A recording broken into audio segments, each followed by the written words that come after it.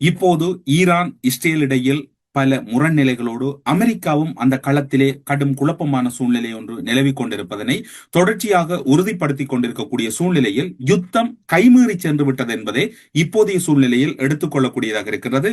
அமெரிக்காவினுடைய பிரதானமான போர்க்கப்பல்களும் ஈரானினுடைய அண்மித்த கடற்பகுதிகளை நோக்கி நகர்ந்து கொண்டிருக்கின்றன.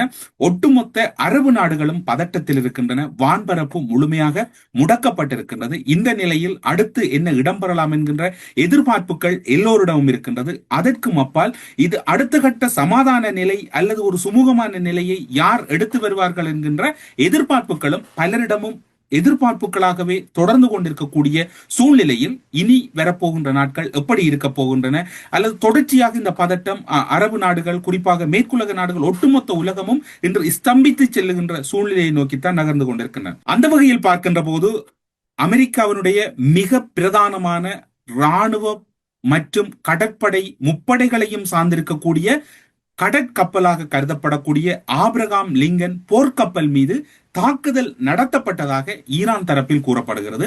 அவ்வாறான ஒரு தாக்குதல் நடத்தப்படவில்லை என்று அமெரிக்க தரப்பில் கூறுகிறது. இன்னும் ஒரு தகவல் நேற்று நள்ளிரவில் வெளியாகி இருந்தது. அமெரிக்கா மீது தாக்குதல் நடத்தப்பட்டதாக கூறப்படுவதில் உண்மை இல்லை என்று கூறப்படுகிறது. தாக்குதல் நடத்துவதற்கு முயற்சி செய்தார்கள்.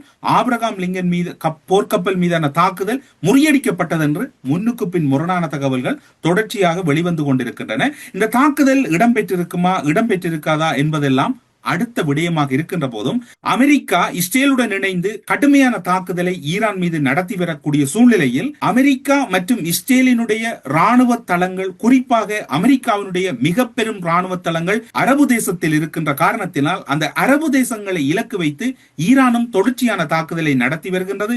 அதற்கு பதிலடியாக ஈரான் இப்போதைய சூழ்நிலையில் ஐக்கிய அரபு அமீரகம், Qatar, Bahrain, Kuwait, Saudi Arabia உள்ளிட்ட வளைகுடா நாடுகளை அடித்து துவம்சம் செய்து கொண்டிருக்கின்றது.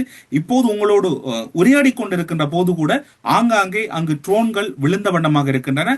அவை முறியடிக்கப்பட்டதென்று குறித்த நாடுகள் கூறினாலும் கூட தாக்குதல் ஓய்ந்த பாடில்லை என்று கூறப்படுகிறது. குறிப்பாக சொல்ல போனால் அமெரிக்காவின் ராணுவ தளங்கள் மீதும் அந்த அரபு நாடுகளில் இருக்கக்கூடிய அமெரிக்காவுடைய ராணுவ தளங்கள், பொருளாதார நிலைகள் என்று அனைத்து இடங்களையுமே ஈரான் தன்னுடைய ட்ரோன் தாக்குதல் மூலம் நடத்தி வருகிறது. ஈரான் தரப்பில் ஒரு தகவல் குறிப்பிடப்படுகிறது. அரபு நாடுகளில் இருக்கக்கூடிய 17 ராணுவ தளங்கள் இலக்கு வைக்கப்பட்டிருக்கின்றன. அவை துல்லியமாக தாக்கப்பட்டிருக்கிறது என்று ஈரான் கூறுகின்றது. இல்லை, அவ்வாறான ஒரு தாக்குதல் இடம்பெறவில்லை, அவற்றை முறியடித்து விட்டோம் என்று அமெரிக்க தரப்பில் கூறுகிறது.